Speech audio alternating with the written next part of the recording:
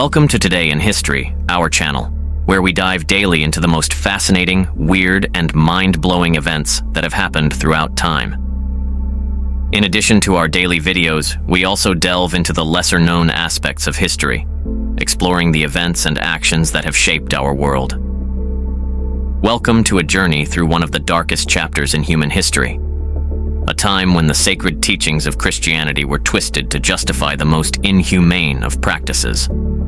Today, we're diving deep into the complex and often shocking contradictions of Christian slave owners in America. How could individuals who professed to follow a faith of love, compassion, and morality also participate in the brutal institution of slavery?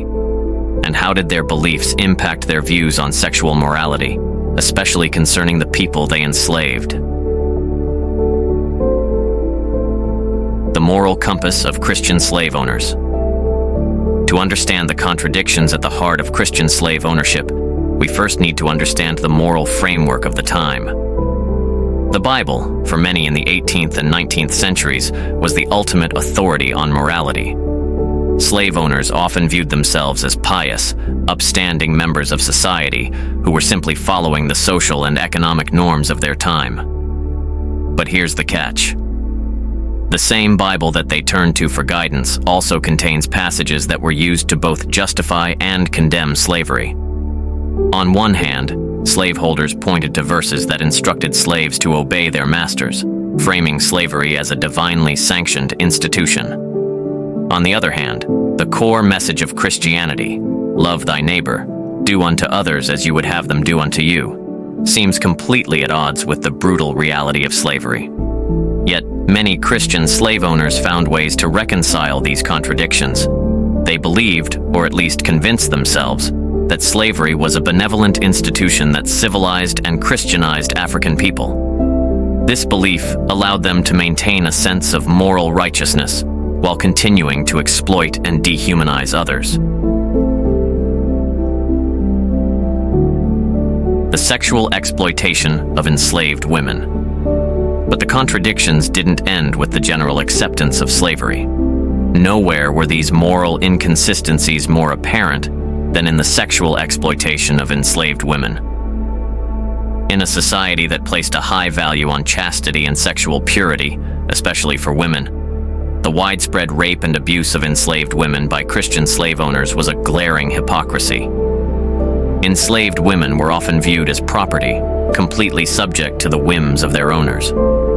This dehumanization made it easier for slaveholders to justify their actions. After all, how could it be a sin to engage in sexual relations with something you owned? Yet, these same men might attend church on Sunday, sit with their families, and listen to sermons about the sanctity of marriage and the evils of adultery. The sexual exploitation of enslaved women was often an open secret, one that was conveniently ignored or justified through a twisted interpretation of morality. The offspring of these encounters, often referred to as mulatto children, were another layer of this complex web of contradictions.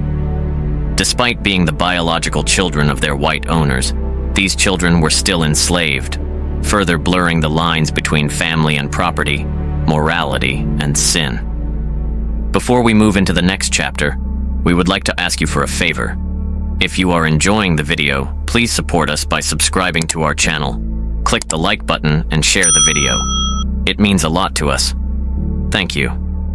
The doctrine of justification and the Southern slaveholders. Southern slaveholders developed intricate theological justifications to reconcile their faith with their way of life. One of the most insidious was the doctrine of justification. Slave owners often believed that by converting enslaved Africans to Christianity, they were saving their souls, and this, in their minds, justified the continued enslavement and exploitation of these individuals. Many believed that the suffering endured by enslaved people in this life was part of God's plan, and that their reward would come in the afterlife. This doctrine allowed slave owners to view themselves as saviors rather than oppressors, even as they perpetuated horrific abuses. But the contradictions ran deeper when it came to the intimate relationships between slaveholders and the people they enslaved. Marriages between enslaved people were not legally recognized, yet Christian slaveholders often encouraged them, seeing marriage as a way to promote stability and control within the slave community.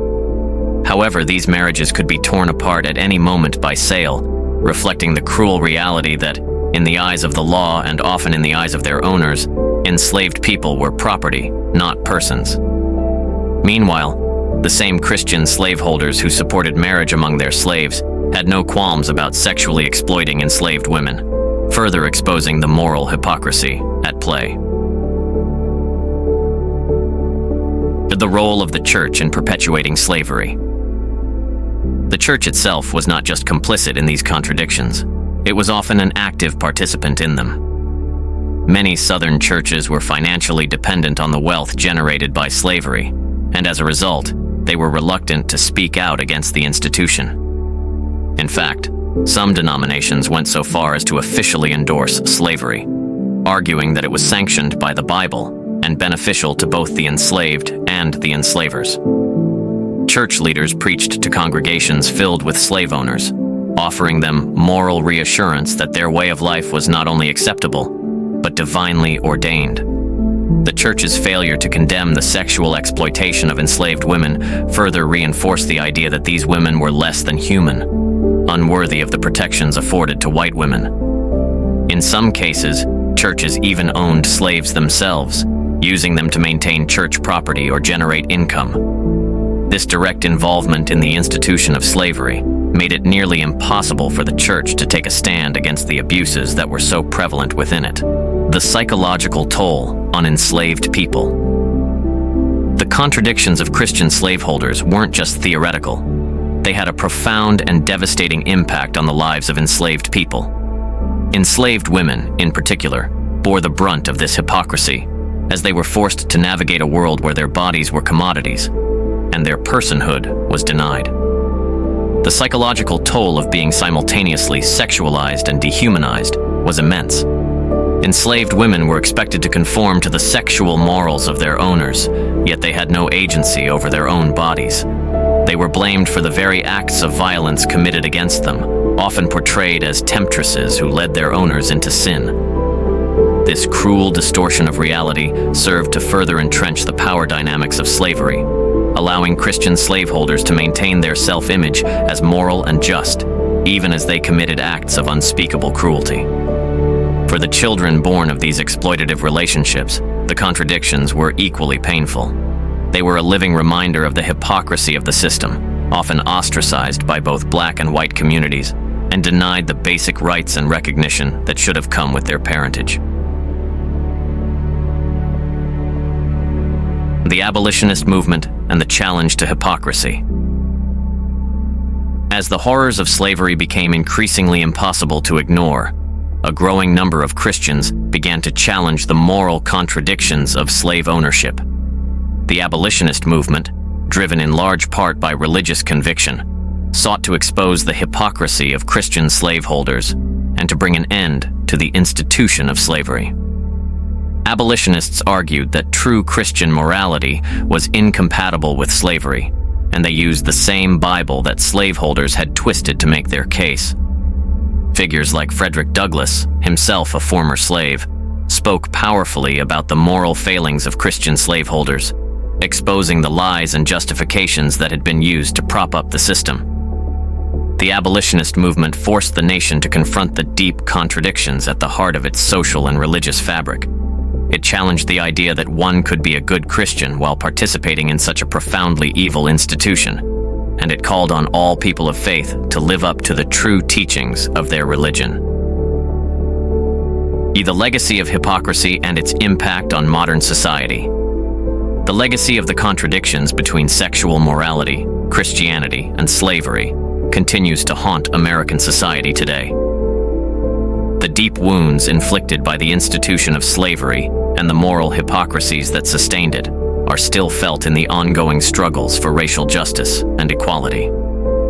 The church, too, has had to reckon with its past. Many denominations have issued formal apologies for their role in supporting slavery and have sought to address the lingering effects of this dark chapter in their history. But the journey towards true reconciliation is ongoing, and it requires an honest confrontation with the past.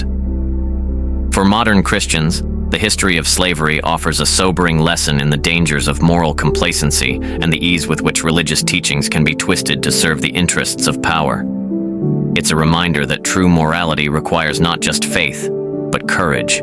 The courage to stand up for what is right, even when it is difficult, and even when it goes against the norms of society.